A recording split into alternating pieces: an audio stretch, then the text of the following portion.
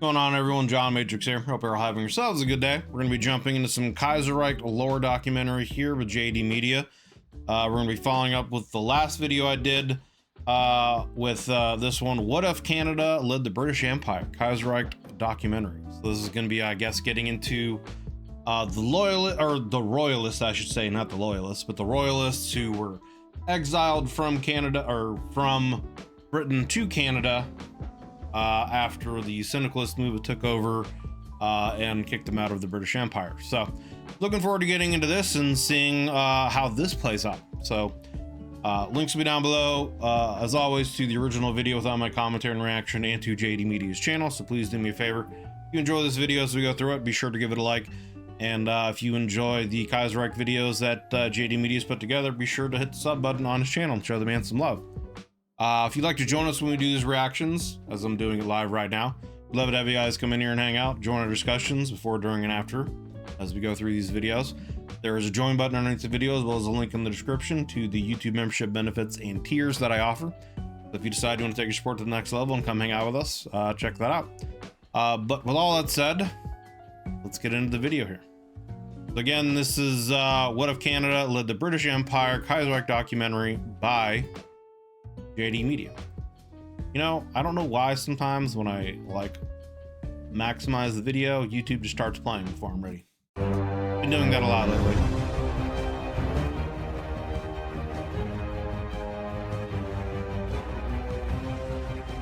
The second Weltkrieg.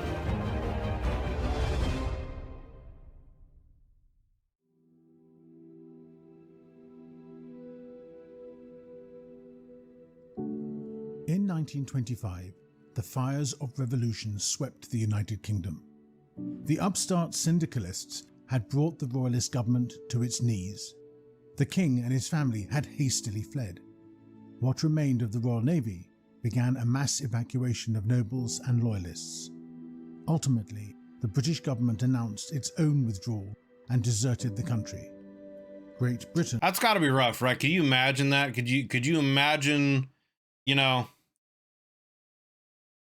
your lineage has been in charge of this country and ran this country for, you know, however many generations prior, and under your watch, you know, this movement's come up and essentially has kicked you out of your own country. And like just that feeling, right, of a lot of mixed feelings, like betrayal, letting down your people, like just all those feelings that you would have as a leader, and you know, the responsibility that you would have, right, you know, to your country, as you're being exiled, right, like that. Like, that's got to be rough, man.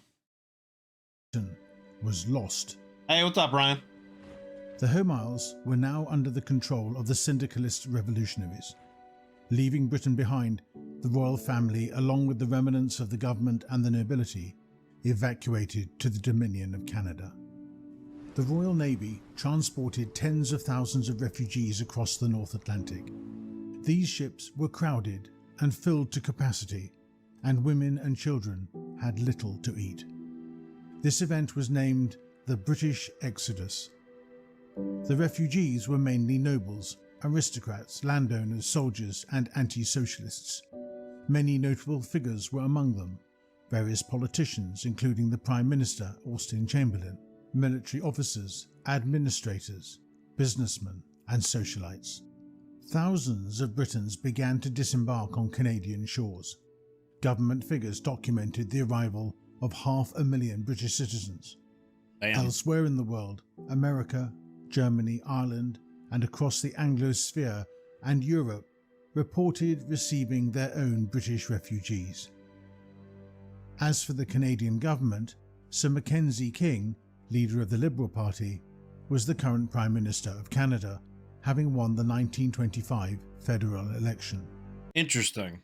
So, to me, that would almost signify that, like, that Canada might be starting to try leaning towards more of like a syndicalist movement at that point, right? You know, you have the more liberal prime minister being elected, that already would indicate to me that that would be the case, right? So then now all of a sudden you've got, you know, 500,000, refugees from, a deposed monarchy or whatever that's coming over here and probably trying to impose their will on your government as well. Maybe trying to uh, take over from there. I don't know. It'd be interesting to see how that would play out. His response to the revolution had been slow thus far, having dragged his feet on ordering the mobilization of the Canadian Army. He initially welcomed the royal family and their fellow British exiles, but was soon met with hostility from the arriving British government in exile. British Prime Minister Austen Chamberlain and his Conservative Party demanded an immediate invasion of Britain and full command over the Canadian Army. King George V, who had arrived before the mainlands collapsed, openly expressed his support for Chamberlain and the British Conservatives.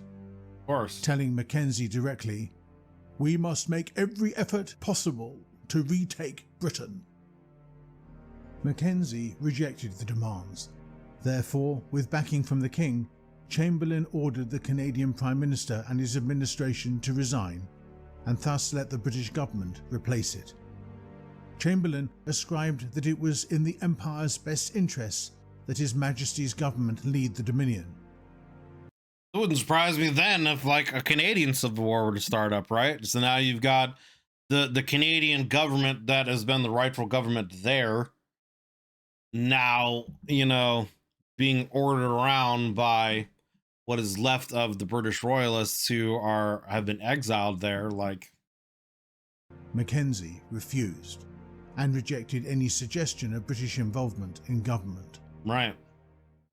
In the rest of the British Empire, there was confusion and unease. Scattered reports had filtered out to the colonies, creating an atmosphere of uncertainty. When the news broke that London had fallen, gradually throughout the empire, the dominions and colonies faced widespread panic and growth. Well, I'm sure India at that point would love to have, gotten their own independence during that. So I would definitely assume there would be some kind of uprising there. I don't know about necessarily Australia and some of the other places. Unrest. The colonial administrations turned inward, committed to ensuring their own survival. Without the support of the Royal Navy, the British could not reinforce or protect their expansive overseas empire. The British Raj, known as the Jewel in the Crown, already plagued by revolts, finally collapsed into a civil war between independence insurgents and loyalist forces. As Britain's inability to defend its colonies was laid bare, the German Empire ordered the seizure of British holdings in Eastern and Western Africa under the guise of maintaining order. The colonies would become a part of Germany's Middle Africa. In China, the government of Hong Kong voluntarily handed over the city to the Germans in exchange for protection. The remainder of Britain's concessions was seized by Japan and Germany, each trying to take as much as possible.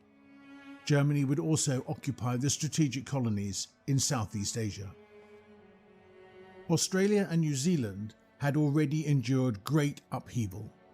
In 1923, a police strike in Australia devolved into a week of rioting that required military intervention. The press described the rioting as an outright uprising, referring to the rioters as the Melbourne Commune. In response, the government enacted emergency protocols. The following year, King George V passed the Consolidation of Resources Act, merging Australia and New Zealand into the Australasian Confederation. Interesting. Future elections were suspended indefinitely. Following the fall of Britain, Australasia assumed command of the British Overseas Fleet. A secret deal would see Ireland reunified without British consent. The British government in exile would denounce the reunification and state that Ulster will remain British now and forever. Doesn't seem like it, brother. In the Caribbean, the West Indies Federation was formed to secure a tighter grip over the British Caribbean possessions and prevent further revolt. The French exiles would eventually agree to transfer their portion of the West Indies to British control. In America, as they began to realize they had lost their largest trading partner, panic set in. Yeah, the stock market The collapsed. inevitable came to pass, and on April 20th, 1925, the American stock market crashed, signaling the beginning of the Great Depression. The British Empire, once the undisputed ruler of the world, was collapsing. The sun a lot of the world had with it. begun to set on the empire and rise over the Kaiserreich. The British politician Winston Churchill would write, "The old world is dying. We will never see its splendour again." The Dominion of Canada quickly adopted the role of leader of the remnants of the empire. The arrival of the exiles caused a great upheaval in Canadian political life. The office of the Governor-General was abolished, with King George V assuming his role as King of Canada. Rideau Hall became the new royal residency of the monarchy. So, like, did this just happen? Was there no, like, real... Were the people of Canada, like, just cool with this? Did they not like their own government? Were they more loyal to the royal family that came from Britain? So they were just like, yeah, cool, whatever, take over. You know, because it seems like this just kind of like happened without any real, what's the word I'm looking for? Not any real backlash, I guess, right? You know? The Canadian and British armies were merged. They just kind of took over Canada, and then, yeah, their forces kind of merged together, and it was like, oh, well, that's just happened now. We're, you know, look at me. I'm Britain now. That's what Canada said. Under mixed Anglo-Canadian leadership, although the navies remained separate. Canadian politics shifted to the right. The British Conservatives, dubbed the Exiles, had begun to influence and directly meddle in Canadian affairs. The senior British exiles became members of the King's new Privy Council. Yeah, King of Canada and sounds would weird. advise the King and the Canadian Conservative Party on all matters. Following their advice, King George would appoint British politicians to the Canadian Senate, slowly stacking the Senate in British favour. By the 1930s, the British predominantly controlled the Senate. Throughout Canada, a Red Scare gripped the country. Prime Minister King implemented a strong anti-syndicalist policy, cracking down on the unions and socialists. The government stoked fears of a possible revolution in a concerted effort to vilify syndicalism and unite the country against the ideology. Some ministers even proposed adopting the blue ensign as the civil flag to distance themselves from the syndicalist red flag. King would continue to clash with the exiles and held a drastically different vision for Canada's future. I mean, yeah, but it sounds like he's not doing anything about it. He's just like, hey, come on, guys. Come on, man. This is Canada. Like, I'm supposed to be in charge, man. Like, come on. Although he supported efforts to reconquer Britain, he would not commit to any proposals. He told his critics that the idea of conducting an amphibious invasion across the Atlantic was a thing of fantasy. He would say, "Until the logistics of such an operation are worked out, there can be no invasion." The following year, after a referendum, the Dominion of Newfoundland was incorporated as a province of Canada. Some sources would claim the vote was rigged by the British exiles. Gradually, Canada embraced its new role as the capital of the empire and home of the royal family. King George remained determined to reconquer the Home Isles, openly supporting the Tories and meddling in internal affairs. In public, he showed a stalwart devotion to his people by performing his royal duties and offering words of encouragement. In private, he was a broken man. His spirit had been shattered after losing the Great War, the loss of his youngest Right? Like, well, hang on. son, and finally the fall of Britain itself. Yeah, I mean, like, think about that. You're the ruler, leader of your people. You lose a great war. Not only then do you lose a great war, you lose your home country to a revolution from your own people from the inside, and then you also lose your son. And you're an old man at that point, right? So it's going to be obviously difficult to continue your line, right? Like, that's got to be rough, man. That's rough. He confided once, "I have lost my empire, my country, my home." The constant turmoil had taken a toll on the king's health. He long suffered from chronic bronchitis, exacerbated by his heavy smoking. As his health weakened, his eldest son and heir, Edward, the Prince of Wales, okay, so would take over many of his duties. Edward, known as David to his family, was the darling of Canadian media. He was handsome, confident, and unmarried. He was idolized by the press and adored by the public. Wherever he went, crowds gathered to cheer him and shake his hand. At the height of his popularity, he was the most photographed celebrity of his time, and he set men's fashion. Like many of his fellow exiles, he railed for retaking the home isles. In private, he was deemed a vengeful man and expressed a deep bitterness at the Canadian reluctance to fight. He once said, "It is cowardice not to fight. Every last syndicalist must be driven from Britain." It's interesting how, like, the royalist kind of viewpoint is that basically, look, Canada, you're supposed to be doing what we tell you to do, right? Like, I mean, at this point, was Canada always part of the British Empire, or was Canada an independent state, you know, and then they were just allies and the royals, you know, went there? Because, like, that, it's two different pictures. To my understanding, I thought Canada was its own independent country and they were just close allies to the, you know, the royal family in you know, the Britain. And when the British royals were exiled, that's where they went, because that's, you know, that's where it was safe for them to go, because, you know, there's a syndicalist movement happening in the States and other places in Europe. You know, Australia's, you know, on the other side of the planet from them, so that's not really feasible for them to go there. So, like, Canada was their nearest, like, safe harbor to go to. So, like, if it was the case where Canada was its own independent country, like I feel like it is, it's strange that they're having this attitude of, why aren't you doing what we tell you to do? They have this kind of attitude of, you should be following us and doing what you're supposed to because you're part of the British Empire. Now, if it's the other way around, where Canada is part of the British Empire and they just are like, have a foreign governing body to represent the British Empire, and instead, that's another thing entirely, right?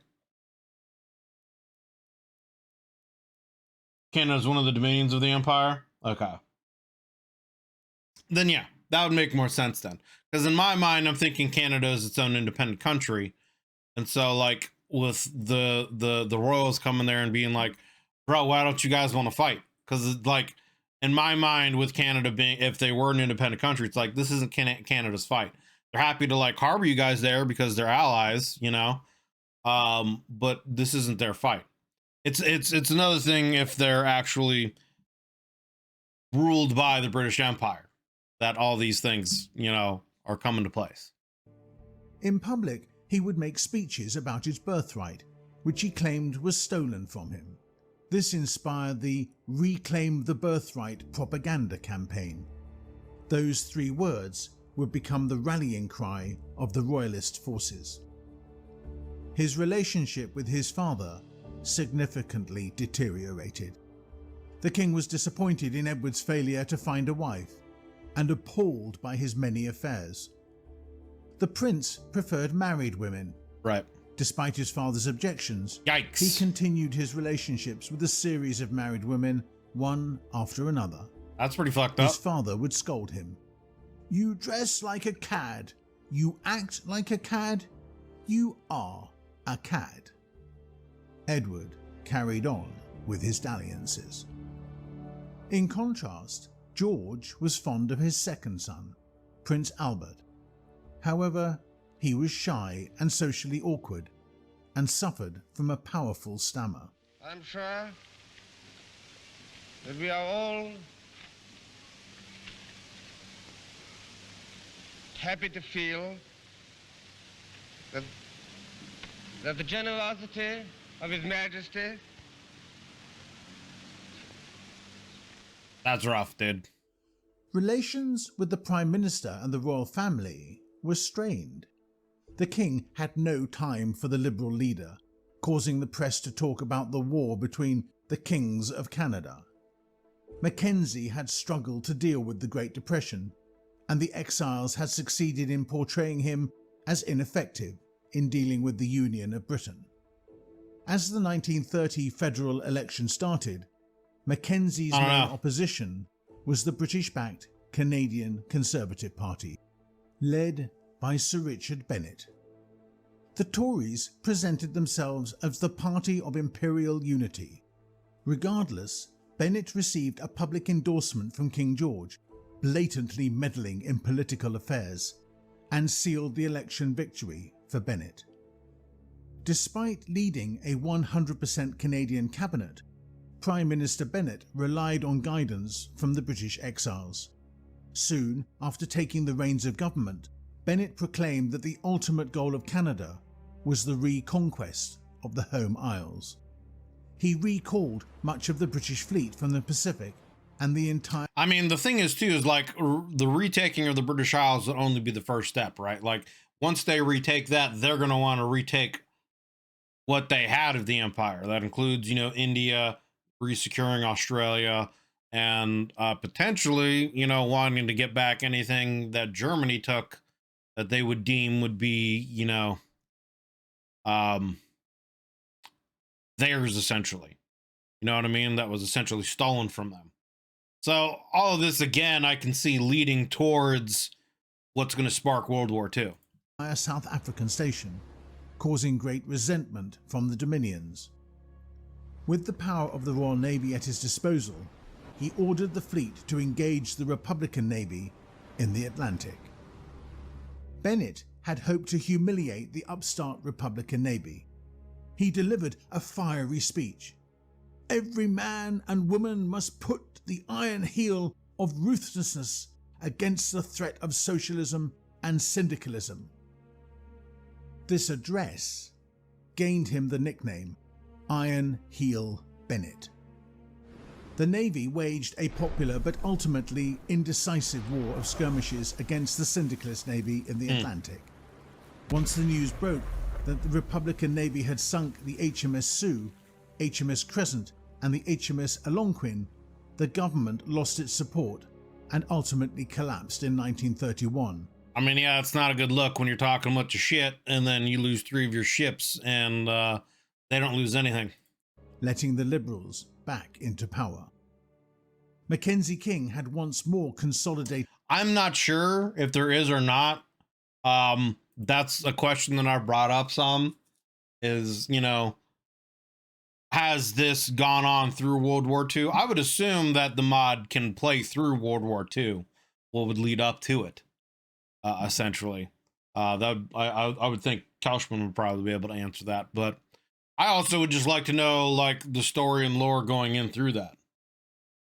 The mod starts at the beginning of World War II or right before? Gotcha. Liberal power in Canada, as he feared that the country was being overwhelmed by the Tory exiles. He decreed that cabinet members had to be members from the lower house to nullify the British-dominated upper house. Some feared that Canada was becoming an authoritarian monarchy with the appearance of parliamentary democracy, like Germany. I mean, it kind of makes sense, right? Because they're obsessed with retaking the British Isles and they're basically strong-arming everyone in Canada. Like, hey, you're going to do what we tell you to do. You know, start getting everyone ready for war because we're retaking the British Isles. And then from there, they're probably going to want to retake all their lost colonies, or as many of them as they can get. Germany. Other approaches came from the French-speaking inhabitants of Quebec, worried by the growing influence of the British. The French Canadians felt no allegiance to the British and had already... That's true, right? I hadn't really thought about that. Like, the French parts of Canada, would they have already converted to syndicalism, seeing what happened with the French Commune in, you know, the homeland, essentially in Europe? Would that have already spread over here? Or would they have, like, split themselves off and kind of formed their own government after the French Revolution that would have happened? already refused to fight for them in the Great War. The Quebec inhabitants had made it clear they would oppose any conscription if it were to occur. By the mid-1930s, Prime Minister Mackenzie King recognized that another Great War was coming. With the... I mean, yeah, that's what I've been saying. I would really like to see someone take this alternate history timeline and kind of move it up through into modern times and see what our world would be like today, depending on what would happen. And I mean, the thing is, though, is like, there's so many branching things that could happen, right? Like, you know, at the end of World War II, you know, who really would have won, would have determined who would have become like the major superpowers. Maybe Japan would have, you know, been the stronger thing and they would have won the Pacific War, you know, because in this timeline, America went to syndicalism and they had their own civil war, so that could have weakened us, and any kind of naval prowess we might have had during World War II. So Japan could have, you know, secured the Pacific, and they could have become much more of a superpower, you know, instead of, you know, the Soviets after that, etc. You know, I mean, there's any kind of number of ways that things could have played out. So who knows? But it would be interesting to see if someone were to take this timeline and go through up to modern times, like how things would look. The instability in America and the rising tension in Europe, it was unavoidable.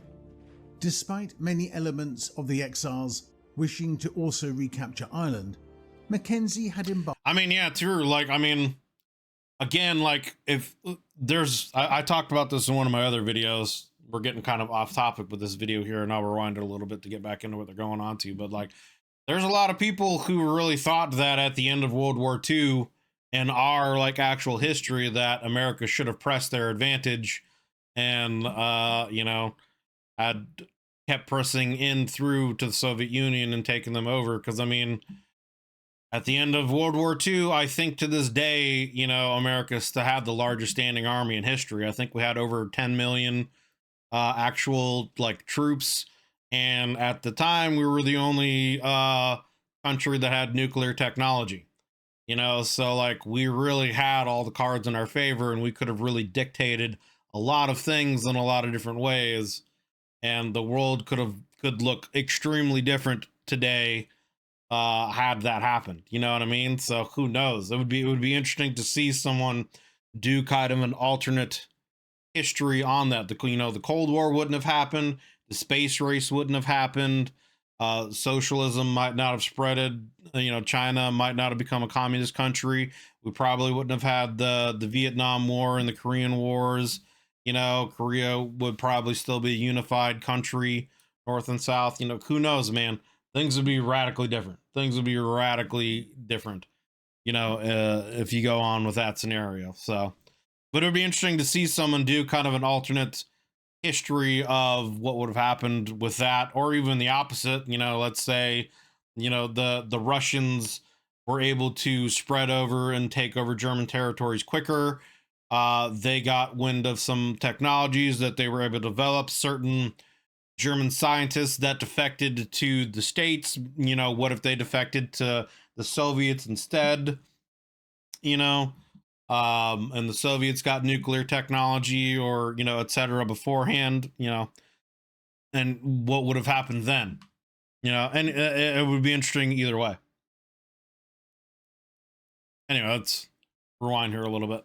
In the Great War, the Quebec inhabitants had made it clear they would oppose any conscription if it were to occur. By the mid-1930s, Prime Minister Mackenzie King recognized that another Great War was coming. With the instability in America and the rising tension in Europe, it was unavoidable. Despite many elements of the exiles wishing to also recapture Ireland, Mackenzie had embarked on a policy of reconciliation with the lost Dominion. In the event of war, Ireland could prove to be a vital launching point against the Union of Britain. If you want to actually give them their independence instead of saying they're going to be part of Britain. In the Great War fought exceptionally well, stunning most nations with their combat effectiveness, succeeding where the British and French failed, capturing the German-held high ground of Vimy Ridge. Because of this battle, Canadian soldiers were now considered some of the most elite soldiers on the face of the earth.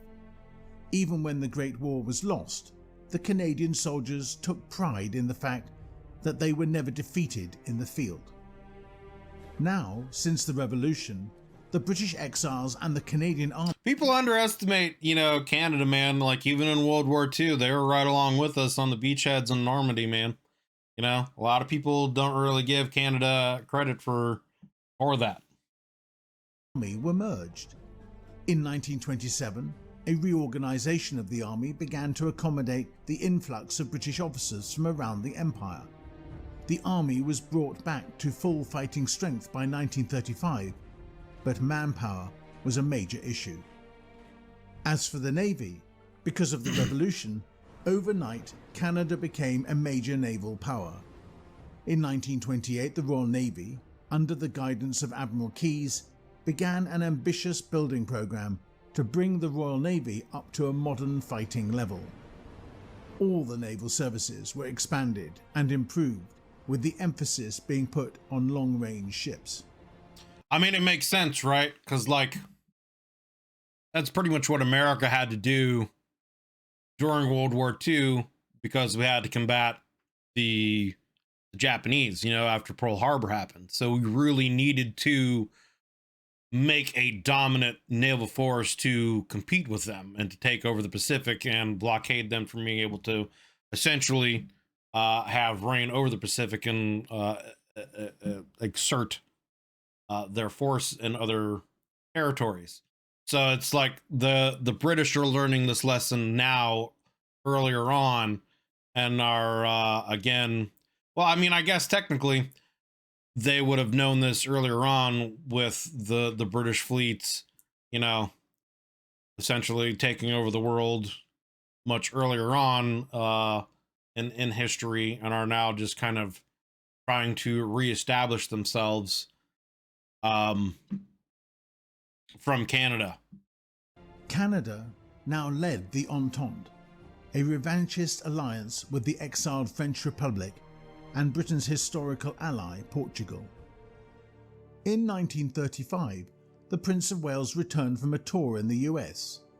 While in the country, the Prince had been spotted intimately with the Hollywood star Constance Bennett, the highest paid actress in Hollywood at the time, a married woman with 2 previous divorces. The ailing king expressed his disapproval and said of his son, "After I am dead, the boy will ruin himself within 12 months.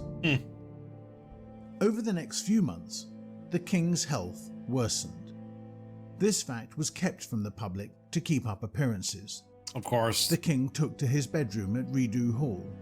I mean, it makes sense, though, try to keep that a secret as much as possible, because they're trying to keep morale up and things on the side as much as possible, as they're about to embark on a campaign to retake the British Isles. So they want to keep everyone on that idea as much as possible. On January the 20th, 1936, at 11:55 p.m., King George V died. His last words reportedly being, "How is the Empire?"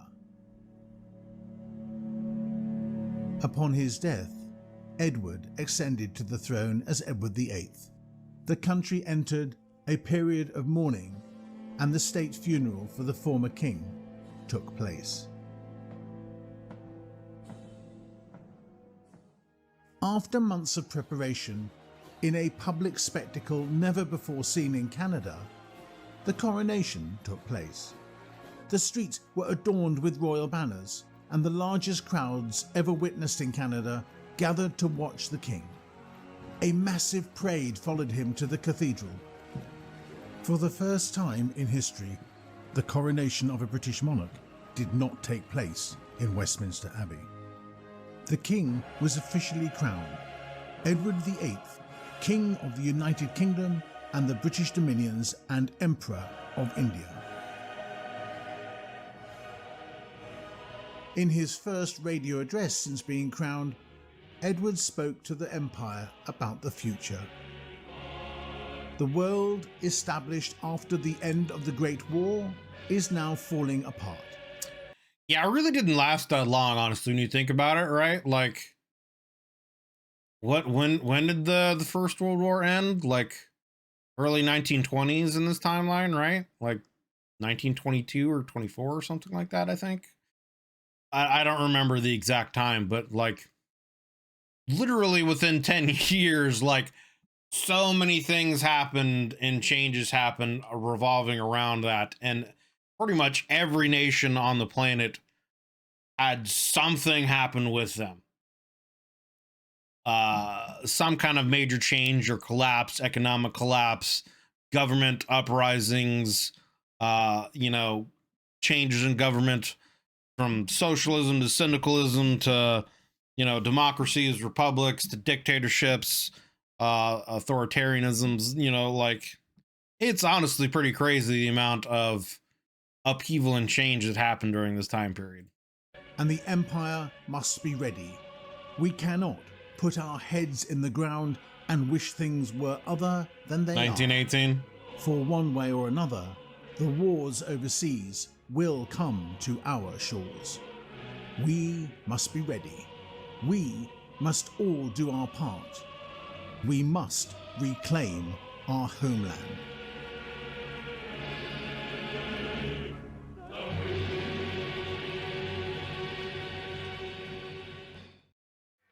Join us next time for the United States.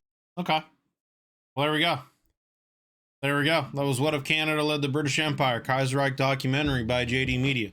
So, I mean, it's interesting, right? Like I had said that, earlier on in the video, my impression of it was that Canada was its own independent nation that was just allied with the British Empire, and the British royalists really didn't have anywhere else to go after being exiled other than to Canada. Because again, like the United States was embroiled in a potential civil war happening with syndicalism. Europe was being reformed with syndicalism. They didn't have anywhere else to really go other than Australia. And even then at the time, that's on the other side of the planet. And even then that's not really ideal. So my thought was that they just sought refuge there because they really had nowhere else to go, and Canada, being their allies, were accepting of them. And then, whatever happened in between there happened. But I didn't realize that Canada was actually still under British rule, and they were kind of like a colony, I guess. So it makes more sense that the British royals would show up and be like, okay, dog, we're taking over now. The plan is, we're getting back to British Isles. We're getting back to homeland. And I mean, they pretty much successfully, really came in, took over the Canadian government, and got the people rallied behind them with that idea. Reforming the British Navy, which is now the Canadian Navy, and seemingly having even better ground troops, with the Canadian Army proving to be very good fighters, even better than what they had previously in World War I. So it's interesting that in some ways they might even be better off, although it seems like in the naval battles that happened, the syndicalist republic got the upper hand and sank several of their newer ships. So it seems like the now Canadian British Navy still has to prove themselves. And unfortunately, it also seems like, you know, with the death of the old king and his son coming into power, who knows where that's going to lead British government. He sounds like he's not, I mean, he sounds like he very much is with the idea of retaking the British Isles, but he doesn't sound like a good leader. He sounds more interested in just kind of being a womanizer, going out and having fun, sleeping around with other married women, taking them away from guys. You know, that's pretty fucked up. And unfortunately, the other son is very awkward and shy and doesn't seem to be a very good leader either. So as far as leadership goes on the royalist side of things, doesn't necessarily sound like they might be in the best of places. So interesting. But another great video by JD Media, going over the Canadian side of what is now the British Empire in Canada. So like I said, links will be down below in the description as always to the original video without my commentary and reaction, and to JD Media's channel. Please do me a favor, if you enjoyed this video, make sure to go over there and give it a like. And if you've enjoyed his you know, Kaiserreich videos that we've gone over, be sure to hit the sub button on his channel and show the man some love.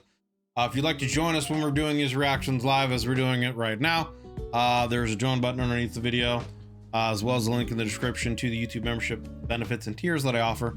Love to have you guys come in here and hang out and join our discussions that we have before, during, and after the videos. So if that has any interest for you, just check that out and see if you want to take your support to the channel to the next level. But regardless, thank you guys for watching. Hope you enjoyed it. If you did, consider leaving a like and subs. It helps me and the channel grow. See you guys in the next one. Have a wonderful day, everyone.